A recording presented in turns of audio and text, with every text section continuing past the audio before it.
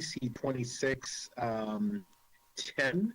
It's a request to review Chapter 349, Animal Exemption for Reptilia Zoo. The first speaker that I have is Travis Small, Reptilia. You have 3 minutes. Mr. Small, are you here? Yes. Can you hear me? We can hear you, sir. Thank you. Perfect. Thank you. My name is Travis Small. I'm the Chief Operating Officer for Reptilia. It is my pleasure to discuss our experience and our hopes for a new educational focused, family-friendly, affordable tourism facility at Harbourfront Center. In 2016, the city opened the door to add new reputable facilities under the animal bylaw. It was designed to eliminate the possibility, to not eliminate the possibility in its entity, but to create a process for City Council to assess the projects. This type of exemption has been done for Ripley's and the Toronto Zoo, which also has venomous animals on site. We are grateful for the support we have received on our proposal from the community, including Destination Toronto, Harbourfront Center, the Waterfront BIA, and the York Quay Neighbourhood Association. Reptilia is a member of CASA. It has been providing safe, secure, and caring learning environments since 1996, with locations first in Vaughan and then opening in 2018 in Whitby. Our newest location is about to open in London. Reptilia has been offering educational programs for Ontario schools since 1997. We provide educational opportunities for post-secondary students. We work with scouting groups and provide day camps, which have been extremely popular in both Whitby and Vaughan. Reptilia functions as a humane agency for animal welfare, conservation, science, as well as education. Safety and security are at the heart of our operations. 75% of our animals are rescues, 15% come from zoos, and 10% are born at Reptilia. Over the years, Reptilia has been brought in by private and public sector organizations, including the City of Toronto, to assist with rescuing animals. Reptilia are experts in our field and provide a safe sanctuary space. As page 5 of the staff report points out, staff reviewed all existing relevant documentation related to Reptilia's operations. Health and safety protocols, staff found that the training requirements, emergency procedures, and facility security standards are reasonable and to keep the facility staff and public safety. All exhibits are checked daily by staff to ensure safety of the animals and to ensure they cannot escape, which has never happened. Reptilia has a full-time veterinarian staff and trained staff who monitor the health and safety 24/7, 365. We create personalized space for each animal in our care. This includes heating, lighting, security level clearance that are personalized to each animal. As an animal care needs may shift, we ensure Reptilia shifts to meet them. Our safety records do not happen by Thank luck. you, sir. You're at 3 minutes. I ask you to just end now, please. We will ask if there are any questions of you. I just want to remind everyone who will be speaking that you have 3 minutes to speak to members of the committee. 3 minutes only, and then there's an opportunity for questions. Let me just see if there's any questions of you, Mr. Small. Are there any questions for Mr. Small? Okay, seeing none, thank you. Members, before I call the next speaker, we had been waiting for some information regarding EC 26.14, overview and employment lens in the areas south of Eastern Avenue. That information has now come in, and there's been some adjustment, and local councillor, Councillor Fletcher, and others have been able to offer an opportunity for us to be able to deal with this particular item. The clerk has a motion, so I'd like to waive the proceedings at the moment in order just to stand down the list of speakers on EC 2610 so that we can deal with EC 2614. I think it's really quick.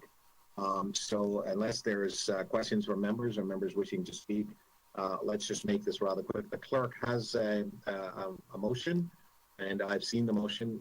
Madam Clerk, would you post the motion, please? Yes, Mr. Chair, we're just getting that on the screen very shortly. Okay. Thank you, and I'll just explain to members. So we are going to, in one, we are deferring. There is a presentation that was going to be made by Mr. Cantos. We're deferring that to the new year, and then we're moving recommendations 2 and 3 of the item. Is that correct, Madam Clerk? That's correct, Mr. Chair. All right, members, don't know if you need to read any further, but if you do, I will hold it down further, but if not, we could just dispense with this particular item. All those in favor? Opposed? That's carried. Thank you. That item has been dealt with. We will now resume our regular item, which is EC 2610. Now we have a next speaker, and again, just remind everyone, you have only 3 minutes to speak. Dr. Clifford O'Warwick, Emergent Disease Foundation. Dr. Clifford, are you with us, sir? Good afternoon. I assume we have audio, yes? You do, Dr. Clifford. 3 minutes. You may begin, please. Thank you, councillors and city staff. Yes, I'm Dr. Clifford Warwick. By way of brief background and interests, I qualified in medical science to postgraduate degree level, specialising in diseases shared between animals and people. I also have a PhD in reptile welfare science, as well as 3 additional postgraduate level professional qualifications in reptile biology.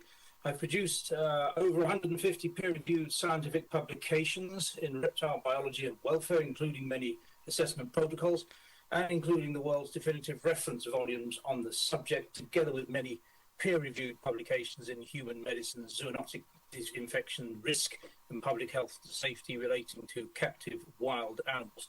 I'm also a regular independent consultant to governments globally. I've read the Municipal Licensing Standards Report, and I strongly support and fully concur with its rationale and recommendation that the City Council does not grant a site-specific exemption for Reptilia Zoo. And as a specialist, I frequently identify issues that may not be immediately obvious to others. Part of my duties, I did visit a major reptilia site with the SPTA, and I noted numerous significant issues of concern on both for public health and safety and animal welfare fronts. In my view, it is particularly salient, in fact, that at this time, when governments internationally are seeking to limit the costly and sometimes tragic challenges that we face to public health and safety, COVID being a notable recent example, as well as many threats to safeguarding animal welfare, that any expansion of activities that are directly or indirectly linked to causing these kinds of problems need to be curtailed, and the kind of issues that relate to Reptilia Zoo are implied in these kind of problems. In my view, the Council's current report rejecting certain expansion of Reptilia's operations, I think, recognises the scientific evidence very rationally and objectively, and has been well researched, and meets the responsible governance that we expect of Toronto nonetheless, and many other governments too. Finally, I really think that major concern is now being expressed by the international veterinary, scientific, and public health and safety communities that expressly messages that interactions between people and exotic animals really should not be permitted, because safe regulation is effectively impossible. I hope that this is of assistance. Thanks again for the opportunity to say something, and if you have any questions, please feel free to ask. Fair enough. Thank you very much, Dr. Warwick. Let me just check with committee members to see if there's any questions. Looking at the board. Okay. So, Dr. Warwick, let me just ask you a question, maybe a couple of questions. You talk about that, the animals, reptiles and so on should not, I guess I heard you say we should not be entertaining that Reptilia should be allowed to have these reptiles in the city of Toronto. Is that what I heard you say, sir? Yes, I read the council city staff's report, and I think so, their perspective on this is correct. It's balanced and correct, yes. Right. So would you then be advocating that we close the Toronto Zoo also?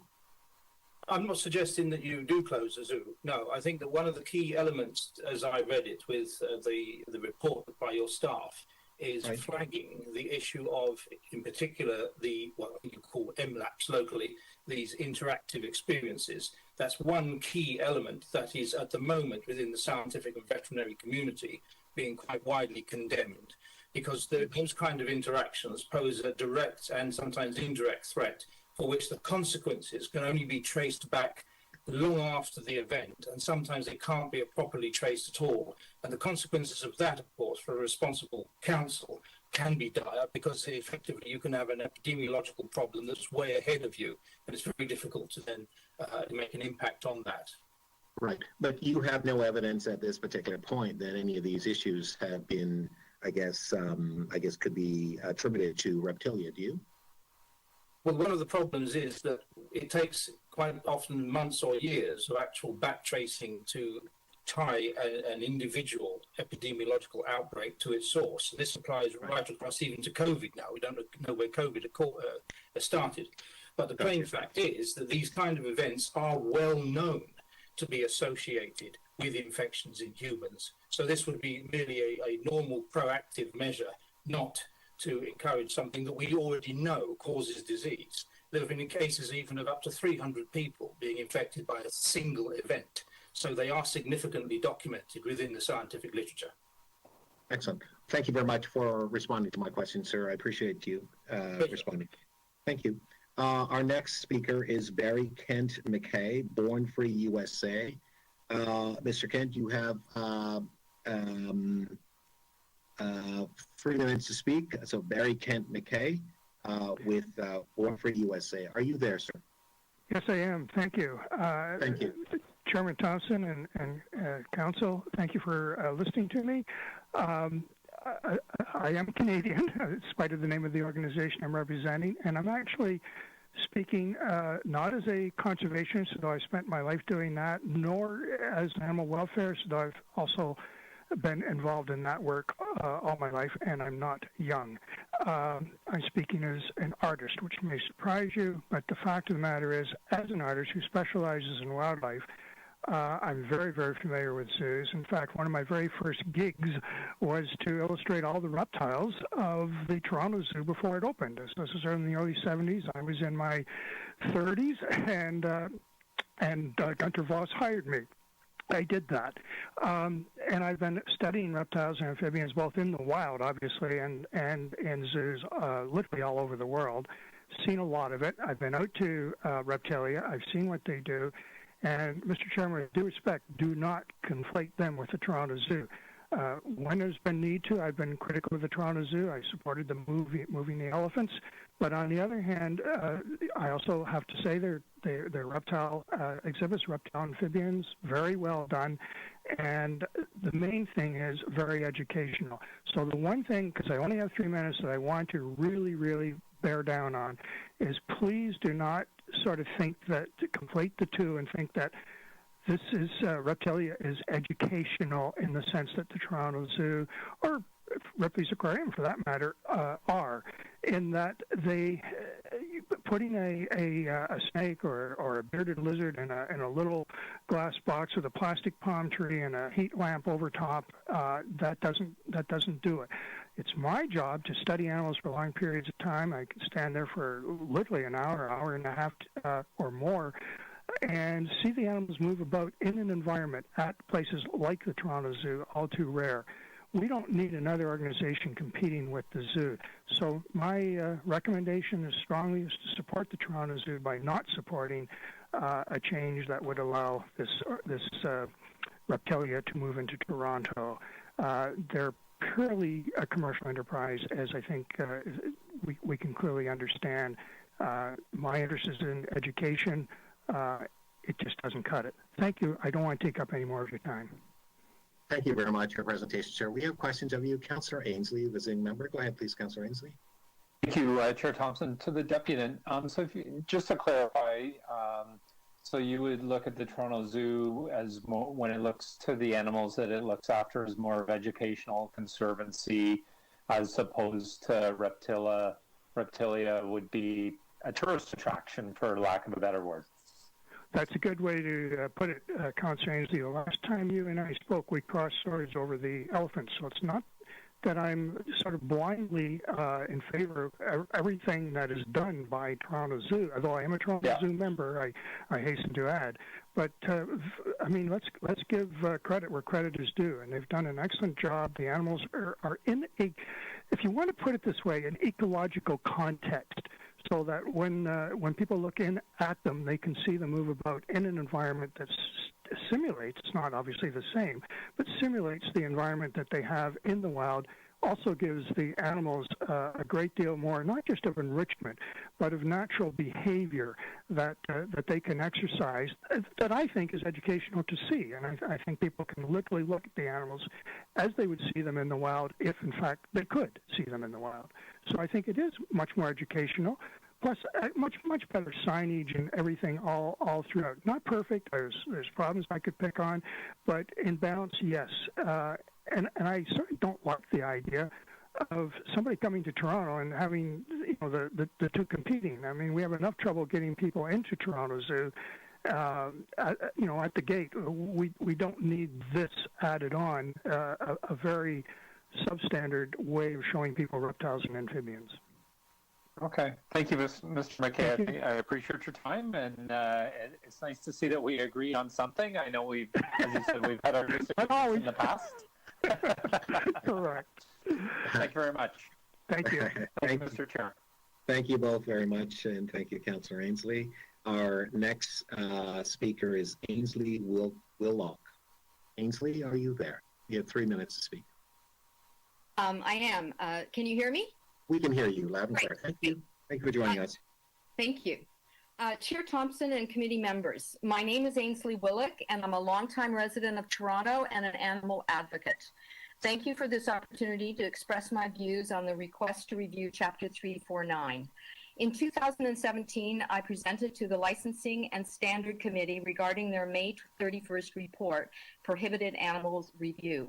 I stated that I supported a ban on all mobile live animal programs, also known as MLAPs, that use prohibited exotic animals from operating in the city. I supported the ban on MLAPs for animal welfare, human health, and safety reasons. Today, I want to let you know that I support Municipal Licensing and Standards November 17th, 2021 report recommendations to this committee that the city not grant a site-specific exemption for Reptilia Zoo at 245 Queens Quay West. The committee made the right decision in the past not to allow prohibited animals in Toronto. To reverse that decision so that a business can profit undermines the prohibited animals decision. It's as if there are no health, safety, and animal welfare concerns if you can profit from having prohibited animals for entertainment purposes. While Reptilia isn't selling reptiles, they are promoting the keeping and breeding of reptiles as pets. They are the legal face of an industry supported by legal and illegal trade that has devastated reptiles around the world. Why would we even consider allowing this industry in the city? We should support a world where reptiles live in their natural habitats for their own interests, not suffering in cages and in the hands of vulnerable children at a birthday party. There are many ways to teach animals about true reptile behavior without caging the animals, without exposing visitors to disease and venom. I ask you to support City staff's recommendation not to grant a site-specific exemption for Reptilia Zoo. Thank you for this opportunity to speak with you. Thank you very much. Let me just see whether there are any further questions of you. Seeing none, may I just ask you one question? And I listened to your presentation. So, and I know that I asked Dr. Warwick about the zoo. I'll ask you about the zoo as well.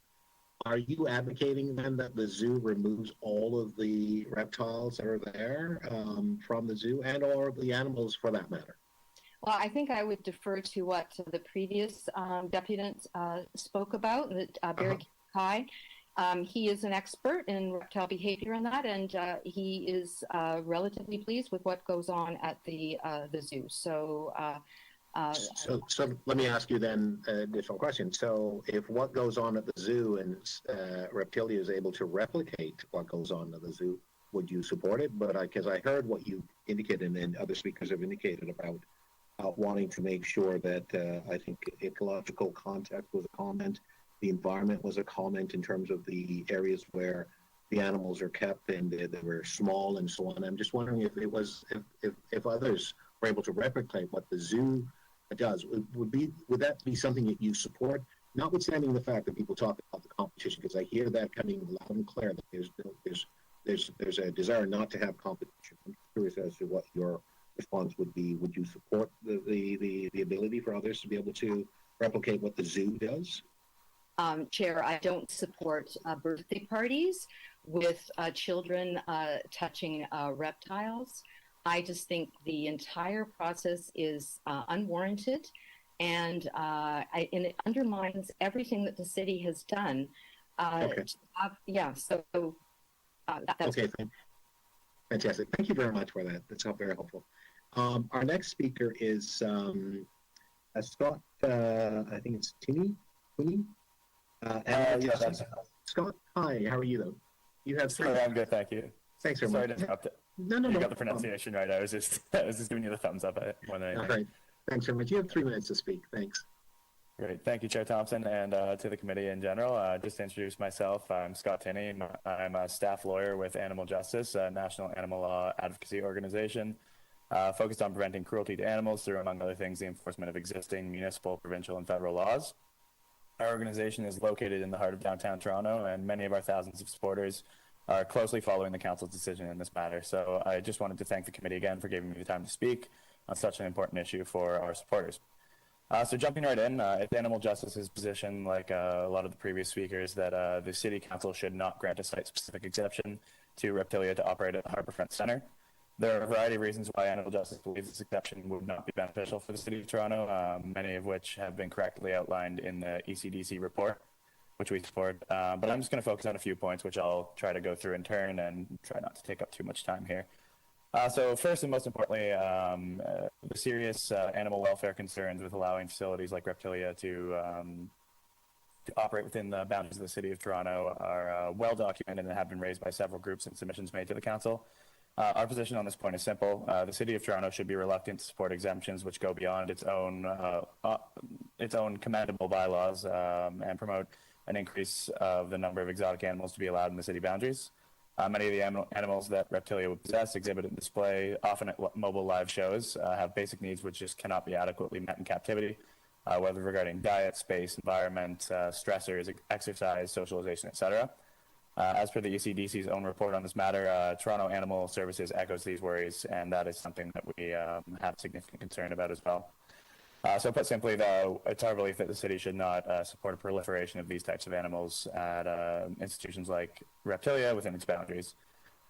We believe they should be especially cognizant and careful of doing so, given that an introduction of increased number of exotic animals in the boundaries gives rise to a significant responsibility to expertly oversee the animals in the city and to be able to be responsive to prospective complaints regarding the treatment and care of these animals. Moving on, there's also public health and safety concerns, which we've touched on briefly already. I won't go into detail because a lot of people are a lot more qualified than I am to discuss the specifics of zoonotic diseases. However, there has been acknowledged a risk of creating zoonotic disease transmission through direct and indirect contact with animals, which kind of comes part and parcel with these mobile live animal programs. So I'll just jump to my last point, which I'll try to briefly get through here, is that the city should be strongly against overriding the current bylaw, which is largely touted as quite progressive and is something that we support, as it risks setting a dangerous precedent. Historically, the city of Toronto has been considered a leader in protecting the health and welfare of animals. We worry that if they move to exempt Reptilia from its bylaw, it could be viewed as reversing a positive trend and could potentially result in damage to the city and creating a precedent to other businesses that exemptions Thank you, sir. granted. 3 minutes. Thank you. All right, let me see if there's any questions for you. Thank you. Are there any questions for the speaker? Okay, seeing none. Thank you very much for your presentation, sir. Our next speaker is Liz White, Animal Alliance of Canada. Ms. White, are you there? Hello, can you hear me? Hi, we can hear you. You have 3 minutes. You may begin, please. Thank you. Excellent. Thank you very much. Just to say thank you for allowing me to speak today. My name is Liz White. I'm a director with the Animal Alliance of Canada. And I wanted to come before you to ask you to turn down the requested exemption for Reptilia to operate in the City of Toronto. And I wanted to address this issue of comparison between Reptilia and the Toronto Zoo, that the Toronto Zoo has exemptions and therefore why not Reptilia? And I'm going to take the specifics of the venomous animals specifically. The Toronto Zoo has very few venomous animals in its care, and it has that because it understands how dangerous and difficult it is to care for and deal with those specific animals. Let me read what Reptili has in terms of venomous snakes. Eastern diamondback, western diamondback, Egyptian cobra, cottonmouth water moccasin, various rattlesnakes, false water cobra, green mamba, puff adders, forest cobras, and western diamondback. Those are just some of the venomous snakes that this entity will have in a building in downtown Toronto. And I think what has not been considered by this committee is if anything happens, human error, a fire in the premises, or any sort of natural disaster event, what we are putting at risk are people like firefighters and police officers who may have to go into those premises without knowing what they are faced with the dangers of the animals that are there. And I think that is really unconscionable to allow that to happen. And the third thing is that animal service staff are not in any way equipped to deal with the animals that are at Reptilia should they escape. And I think we ought to abide by what the bylaw's intent was, which is to protect our citizens in Toronto from animals that are dangerous to us and to the environment. Thank you. Thank you very much, Ms. White. Let me see if there's any questions for you, looking at community members. There are no questions of you. Thank you very much for your presentation. Thank you. You're welcome. Our next speaker is Rachel Plotkin, the David Suzuki Foundation. Rachel, are you with us? I am. Thank you. Excellent. Yes, I can hear you, and members can hear you as well. You have 3 minutes. Members may ask you questions after you're finished your presentation. So you may begin. You have 3 minutes. Thank you. Great. Thank you very much, Chair and Councillors, for the opportunity to speak today. I work for the David Suzuki Foundation. I'm a wildlife campaigner. And the David Suzuki Foundation, for those who aren't familiar with it, works through science and policy to conserve and protect the natural environment and to create a sustainable Canada. The foundation has millions of supporters. We reach millions, at least 1 million people each week, with thousands of those based in Toronto. And it's hard for me to find new things to say, as my colleagues have that have gone before me have spoken on so many points. I do want to say one thing, which is about the framing of the issue. I know that often people who advocate for animals are seen as like a fringe group or seen as like a special interest group, but I have found that in my work as a wildlife campaigner, that my job is about trying to ensure that healthy wildlife populations persist, and that is actually a common value that is shared widely and even across all political stripes. Last week I was researching about advocacy for panthers in Florida, and it was a new legislation was passed by a Republican-controlled legislature working mostly with cattle ranchers. So I truly believe that the interest in healthy wildlife populations and in treating animals so that they don't suffer is a universal belief. Mr. Small says that his organization advances conservation, and I strongly disagree. There are direct links between his type of organization, or Reptilia even in particular, and the pet trade. I mean, as I think Ainsley mentioned, it sells pet products for people who do own exotic pets. And exotic pets have significant impacts on the natural ecosystem. They degrade nature both through their removal and their release. So I also urge this city not to grant the exemption to Reptilia in Toronto. And there's Science Matters, a column written by David Suzuki that's actually coming out about exotics in syndicated papers across Canada today. Thank you. Thank you very much. Let me check to see if there's any questions for you. I see no questions. Thank you. Our next speaker is Dr. Ronald Ornstein. Dr. Ornstein, are you with us? Yes, I am. Can you hear me, Mr. Chairman? We can hear you, sir. You have 3 minutes. You may begin. Thank you. Go ahead, please. Thank you, Mr. Chairman, and thank you, councillors. My name is Ronald Orenstein. I'm a zoologist, and I'm also a lawyer, as it happens. I have been working for many years on issues relating to the wildlife trade. I'm based in Mississauga, but I was born in Toronto. And in fact, I did many years ago prepare a paper for then Zoo Director Ron Barbaro on using the zoo as a joint zoo and botanical garden. So I'm quite familiar with Metro Toronto Zoo. I'll come to that. I just want to say, so you know, that my experience has been since 1987. I've been involved very closely with meetings of the Convention on International Trade in Endangered Species, or CITES. I've been a registered observer since then. I'm the author of 12 books on wildlife conservation. I'm now completing a 13th, including 2 books on the natural history of turtles worldwide. I'm a member of 3 Species Survival Commission specialist groups in the International Union of Conservation of Nature, including the tortoise and freshwater turtle specialist groups. So I'm speaking to this issue on 2 main points that I want to raise, and they relate to the 2 big differences from what the councillor has said between Metro Zoo and Reptilia. Reptilia does 2 things that Toronto Zoo does not do. One is taking these MLAPCs, taking animals out so people can handle them, and the other is selling paraphernalia associated with the pet trade.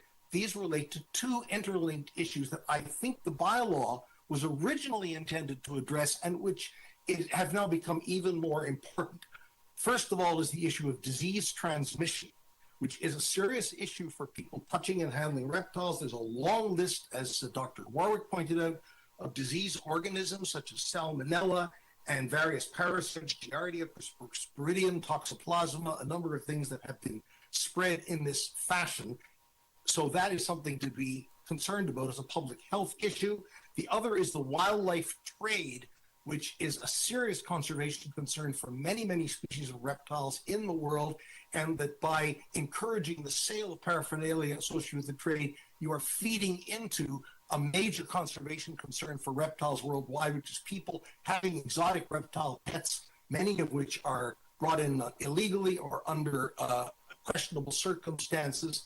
I feel that Toronto, in its bylaw, is in the forefront of what we ought to be doing about these things, and we shouldn't take the retrograde step of approving this facility from operating. I point out, Reptilia is in Vaughan. It's not like it's in Yellowknife. If you want to get there by public transport, you can. You don't need it in the city of Toronto, and you don't need to be in competition with yourself. Thank you. Thank you very much, sir. Right on the mark, 3 minutes. Let me see if there are any questions of you. Yes, we have a question of you from Councillor Ford. Councillor Ford, you may begin. You have 3 minutes. Thank you very much, Mr. Chair, and I'll be brief. Thank you very much, Doctor, for your presentation to the committee. Just, I guess, a question, and there was a couple of deputants have mentioned it now, the possibility of infectious disease while handling these animals. What degree can that happen? Obviously, in the times of COVID, that's what we're talking about, but to what degree, or what are the chances of that happening? Well, I believe they're really quite considerable. I might remind you that there used to be quite a common thing to sell small baby turtles, mostly red-haired sliders, in pet stores. And that was stopped because there were many cases of salmonella resulting from the way these animals were being kept and sold. It's much more of a problem when you're dealing with animals that are held for sale than if you were to go out in the wild and pick up a turtle because of the controlled conditions under which they are kept. We're not talking, I admit, about pandemic diseases that are spread from human being to human being. Reptiles don't seem to be involved in that so much, but we are talking about children touching turtles and animals particularly. It is a very widespread, identified phenomenon around the world. And as I say, you can no longer buy a pet turtle in the Eaton Center for that very reason. That was stopped precisely because of that risk. So I think that opening that up further, or creating further opportunities, or encouraging people that it's okay to do this, is just going to create more problems. Okay, thank you very much. Thank you very much, Councillor Ford. All right, we're moving right along to our next speaker is Erica Ritter. Erica, are you here with us? Chair, that speaker is online but has not connected her microphone system. Okay, are you in touch with her about connecting her microphone? Chair, that speaker is now connecting. Okay. Okay. Erica Ritter, are you with us? Can you hear me? We can hear you. Go ahead, please. You have 3 I can't believe minutes. it. I used to be in media. You'd think I could handle technology better than this. Thank you very much It's not an indication. It's just the nature of technology. There's so many. Okay, yeah, well, this is in turns. First WebEx adventure, and I do apologize. And No thank you, problem. Councilor Welcome. Thompson, and Welcome. thank you, committee, for taking up this matter and also allowing people to speak on it. I don't represent an organization. I am a concerned citizen, I guess is what you could call me. I was involved in 2016 and 17 when the Licensing and Standards Committee took up the question of tightening Toronto's prohibited bylaws against certain exotic species. I thought then that was the right thing to do. I was very pleased when it happened. I'm concerned that there might be an exemption created for reptilia or for any other enterprise that wants to bring in prohibited species into the city of Toronto. There have been many more qualified speakers than me previously on the disease aspect of this, and also on simply the business of whether the Toronto Zoo handles issues of housing and care differently. So what I'd like to speak about is the fact that the way reptilia pitches itself, definitely it seems to be about selling a product. On their website, they say our unique facility hosts 250 species of reptiles, amphibians, and arachnids from all around the world, representing animals that cannot be found in other Canadian zoos. When they talk about their engagement with the public, it's not the idea of an animal sanctuary where these creatures who have been rescued find quiet and a quiet sanctuary life. They talk about engaging with our passionate cast members, which is how they refer to their staff, as they perform their reptile care duties, which makes it sound more like a theatrical production, might be suitable for Harbourfront if it didn't involve these exotic and sometimes dangerous species. Animals don't exist for our entertainment. I don't think that's a good lesson to teach children by carting reptiles to birthday parties, to school events, educational events. The idea that an animal in an environment like this gets any intrinsic satisfaction from it is wrong. Dogs and cats and horses interact with us, and perhaps we hope to derive pleasure from it. Reptiles in cages do not. Ages ago in the 90s, Toronto outlawed circus animal acts within the city limits. I would hate to see a city that was viewed as progressive then, that became a model for other cities, to regress to a point where other cities would look at us and say, what happened? Why are you back in the bad old days? So I do speak against this and hope that you will hear my words and the words of others. Thank you. Thank you very much for your presentation, Ms. Ritter. Let me see if there's any questions off you. There are no questions. Thank you very much. Our next speaker is Verona Bessel. Ms. Bessel, are you with us?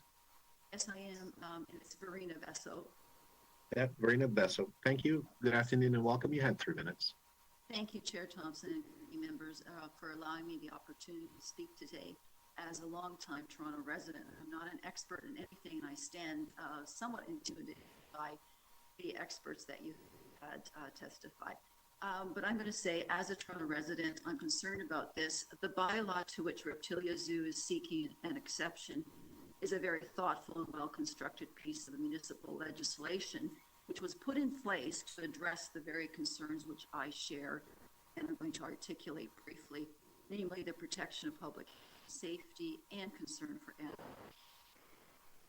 Reptilia's application includes the display of and housing and display of animals that are prohibited by the current bylaw and prohibited with good reason.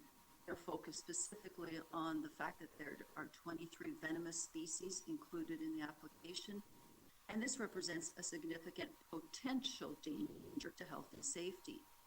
Consider that it's been determined in the staff report that local emergency departments, I quote, generally do not have the capacity to manage antivenoms. A reptile zoo in the middle of Canada's largest city housing 23 venomous species seems to me a misguided step. In any emergency situation, staff and first responders would be at risk, and of course visitors, many of whom are would-be children who are naturally interested in these animals. Well, that just seems very concerning to me. In addition, Reptilia's model of mobile live animal programs, the MLAPs, that attend schools and events including birthday parties, this just again strikes me as courting potential disaster. Accepting Reptilia from the bylaw would potentially set a precedent for other operations seeking to exhibit and profit from exotic animal species. I'll touch again on some animal concerns now, and I'm no expert, I repeat, but I find Reptilia's model of display to represent a commodification of animals. Reptilia is a commercial for-profit operation that promotes the display of and mobile interaction with animals for entertainment purposes. This is not a model in sync with progressive modern attitudes towards animals.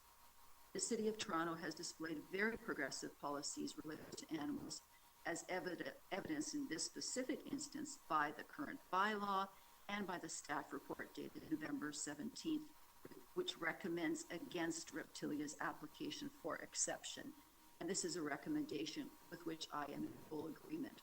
I urge the committee to follow the report recommendations. Let's continue to be a progressive city and not move backwards. A world-class city like Toronto. Thank you, ma'am. Your 3 minutes is up.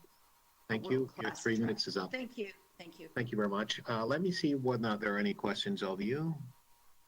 I see no questions of you. Thank you very much for your presentation. Our next speaker is Rob Laylaw, Zoocheck. Mr. Laylaw, are you there? Yes, I am. Can you hear me? We can hear you loud and clear, sir. Good afternoon and welcome. You have 3 minutes to speak. Members may ask you questions after you have concluded. Okay, thank you. Thank you, Chairman Thompson, and hello, members of council. My name's Rob Laidlaw. I'm Executive Director of a Toronto-based wildlife protection organization called Zoocheck. We've been in existence for the last 39 years. I'm a chartered biologist, a former Humane Society inspector, and for all of those 39 years, I've worked both in Ontario, across Canada, and throughout the world, most recently in Japan, Indonesia, and Pakistan, on exactly the kinds of issues we're talking about today. I wanted to reiterate one point that was brought up by a couple of other people, because I think it's worth mentioning again, and that is that we should not, as Mr. Mackay said, conflate the Reptilia commercial zoo operation with either Ripley's Aquarium or the Toronto Zoo. They are vastly different animals, so to speak. And I would point out as well that the Toronto Zoo has been on its present site for almost 50 years. It was obviously there. It was grandfathered in. There's no discussion about doing anything with Toronto Zoo when these issues came up. And Ripley's Aquarium opened in October 2013 was already there. You know, at the risk of being redundant, and I guess that's a risk when you go last, I'm going to just talk about a couple of things. One, this idea of competition. If you look at what's happened to the Toronto Zoo under, with these conditions of the pandemic, you see the Toronto Zoo has suffered quite considerably. And there's no necessity to create competition for them. And when you look at a place like Reptilia or other animal attractions, I engage in these discussions all the time. They will draw people away from the Toronto Zoo. I don't think you should be creating more competition for the Toronto Zoo, especially in these trying times. And think about it, in Whitby, just 15 minutes down the road from Scarborough, there's a Reptilia. In Vaughan, there's one that you can take the TTC subway station to and get on a bus ride for 8 minutes and be there. They're already there. So they're to the west, to the east, they're to the north, and now we want one to the south. We shouldn't be doing that. We should be protecting the Toronto Zoo. I've had my differences with the Toronto Zoo, but it is a significant City of Toronto asset, a long-term financial investment, and it is doing actually some very good work. And I was out there on Sunday looking at reptile exhibits, and there were many of them that were extremely high quality. The only other thing I want to say is that Reptilia doesn't need an exception if they want to conduct their business. These animals that they want are the very few reptiles that are prohibited in Toronto. Big, dangerous animals. They're the marketing tool.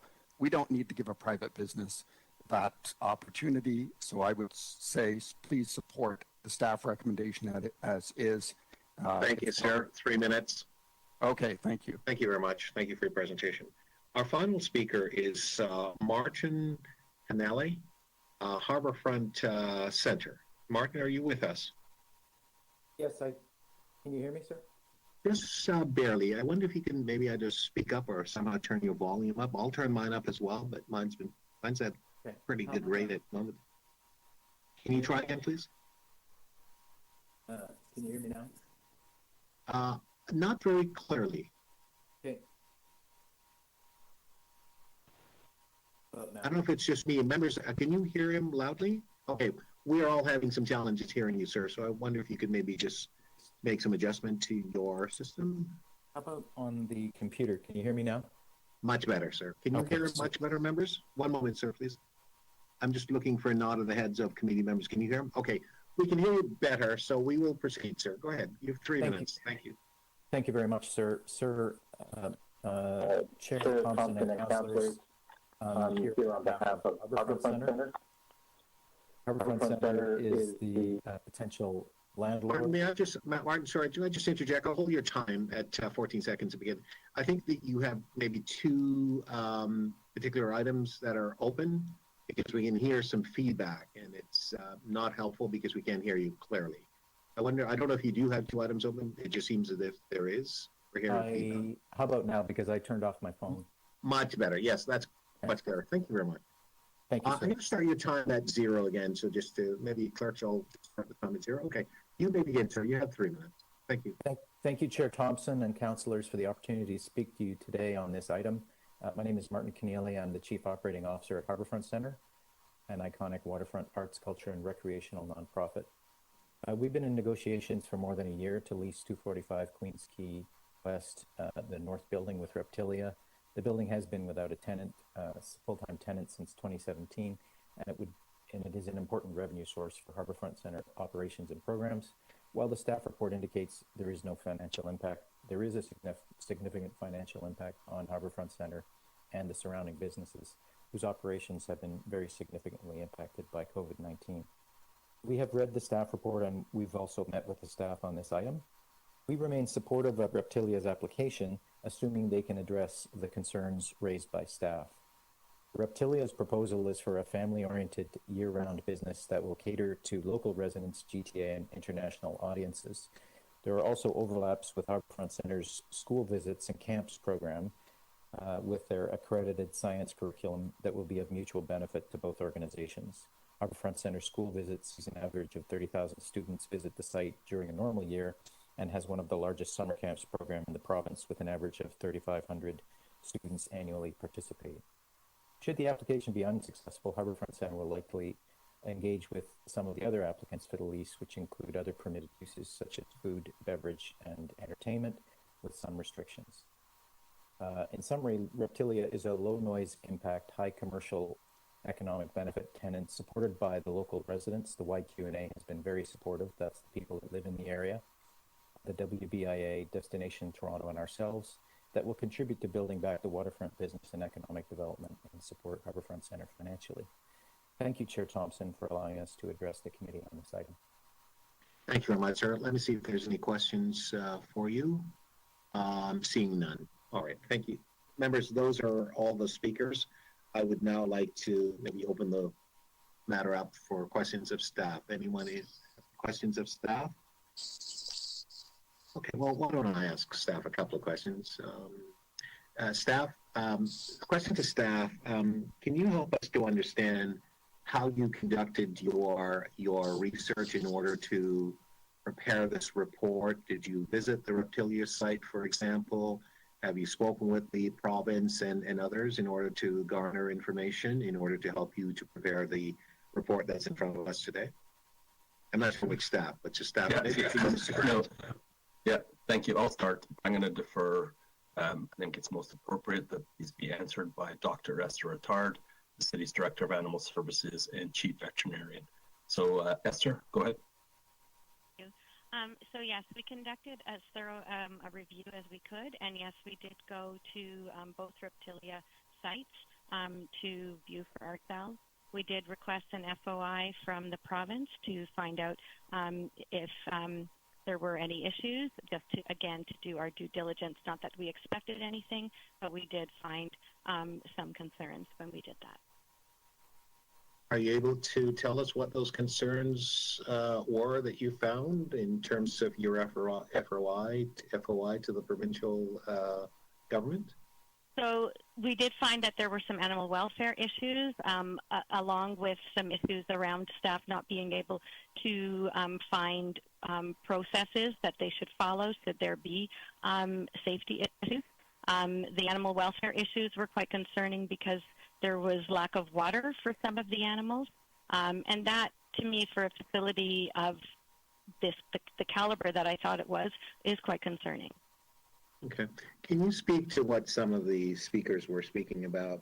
Because we obviously rely on you and your judgment in terms of the transfer of diseases from animals to humans and so on. And how concerned are you about that with respect to a Reptilia venue in the city of Toronto? And just as a component part of that question, because I only have 3 minutes, have you spoken to those other municipalities where Reptilia is located to see whether or not there are concerns and what concerns they had regarding that matter? Thank you. So we did speak to cities where Reptilia locations are currently, and they did not report any issues with those concerns. Those concerns are real. They do exist, and especially for young children under 5, immunocompromised persons, as well as seniors. So it is a real thing. But and there are ways to control it by not handling and not coming into contact with those animals. But some of the activities at Reptilia promote that kind of interaction. I see. Now, competition with the zoo wasn't formed a part of your report or your examination. That wasn't something that was of interest to you. Would I be correct to assume that? Yes, that's correct. We did not enter into any of that. Okay. Thank you very much. Looking to members of committee to see whether or not there's any further question. Thank you very much, Doctor. All right, to speak. All right, visiting members of committee first, Councillor Ainsley, and then we'll take this into committee and we'll start with Councillor Cressy as a member. Thank you. Go ahead, please, Councillor Ainsley. Thank you, Chair Thompson. I will be brief. I know you're under a 2 o'clock deadline to try and get this meeting resolved. I'm here to support the staff recommendations in this report. Speaking as a city councillor who happens to be chair of the board of directors of the Toronto Zoo, although I know the Toronto Zoo has taken no official position on Reptilia, but I certainly speak from my experience in dealing with keepers, the wildlife at the Toronto Zoo, my experience as on the board of directors of the Toronto Region and Conservation Authority, the Rouge Park Alliance, all those things combined when it comes to animal conservancy, making sure that animals are properly cared for. I certainly support the recommendations before you today that this exemption not be granted. And I think my view has been validated by a number of the deputants that have spoken today. One in particular, Mr. McKay. We don't always see eye to eye on things, as he said, but we certainly agree here that the exemption for Reptilia should not be granted.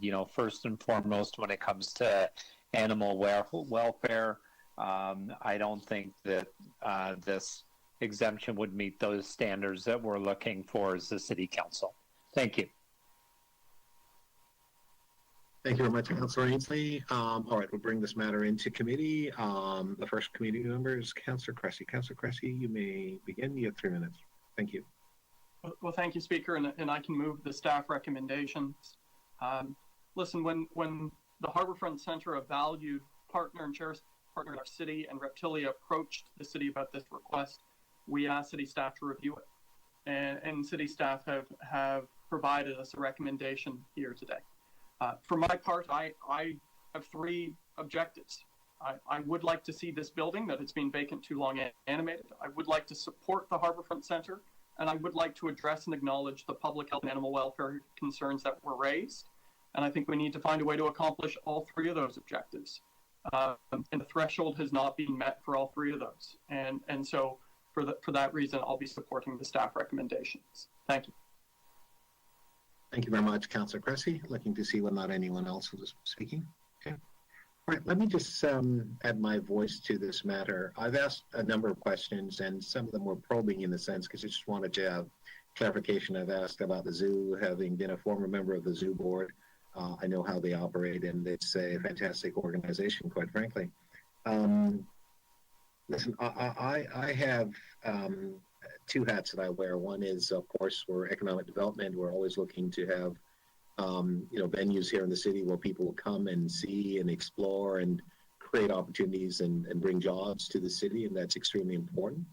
But I also have to be concerned about the interest and the welfare and the well-being and the concerns that are being brought forward by our professional staff and so on. I have visited one of the Reptilia facilities in Whitby. It's an interesting facility, nice, great people out there that I met. But I am no expert with respect to the health and well-being and welfare of how these animals should be kept.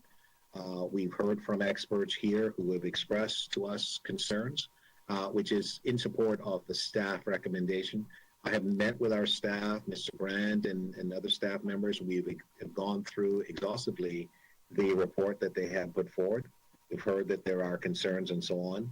And so, it's extremely important for us also at the same time to follow the rules that we've actually put in place to safeguard interests. And I don't have any compelling ability to go against the recommendations that the staff have actually put forward here. I've questioned some of the speakers, and I will say that my questions were simply just to draw information. It wasn't to be confrontational or anything of that kind. I don't think my questions were such, but just to reiterate that point. And we have policies, and in as much as I support and want to encourage investments in the city, and we want more amenities and more attractions and so on, according to the staff recommendation, obviously, and the information that we are hearing from presenters here, obviously this is not that type of attraction that we want to encourage in the city. We have spent a lot of time putting together a policy that is in place that it has been referenced by a number that suggests that we are world class in terms of what we have done. I don't have the ability to challenge what has been put in front of us. The experts have spoken, our professional staff, and we thank the staff for the report that's been forward. The letter that came forward, which was to committee, came from Councillor Cressy, the local councillor, and he has expressed. We've asked staff to respond. Staff has responded, and the information they provide is, I think we should stick to what they have recommended. And so that Councillor Cressy has moved the item already. So I will now ask for a recorded vote on this particular item. So, Madam Clerk, would you take a recorded vote, please, on this item? Certainly, Mr. Chair. So members, when I call your name, please unmute your mic, indicate your vote by stating in favor or opposed, and put your mic back on mute.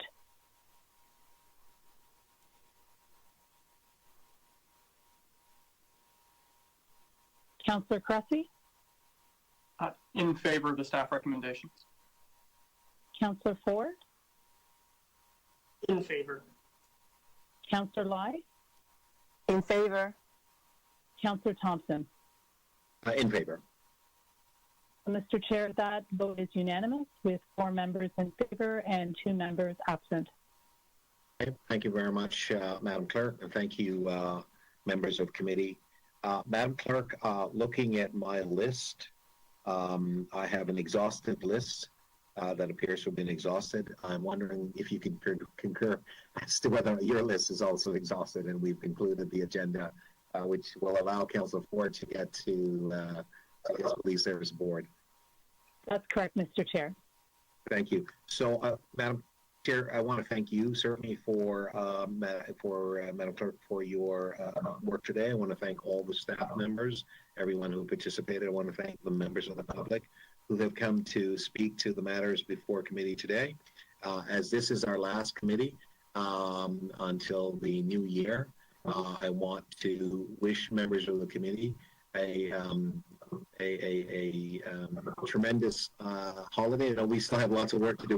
We still have council and so on, but I want to thank you all very much and wish you and your family safe and happy holidays. And of course, we want to always thank Councillor Ainsley for coming to keep our company and so on. It's never the same without you, Councillor Ainsley. Thank you so much. With that, I would like to ask a motion to adjourn.